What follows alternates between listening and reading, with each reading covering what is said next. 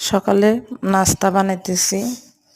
প্রথমে পানি দিছি, পরে ময়দা দিয়ে দিছি রুটি বানানোর জন্য। আটা সিদ্ধ করতেছি। এরপর আটা সিদ্ধ হয়ে গেছে, এখন ভাজি বসাইছি। পেঁয়াজ দিছি, ভাজি করতেছি। পেঁয়াজটা ভাজা হয়ে গেলে আলুটা দিয়ে দিব, কুচানো আলুটা দিয়ে দিছি। এটাকে ভালো করে ভাজতেছি, দিয়ে ভালো করে ভাজে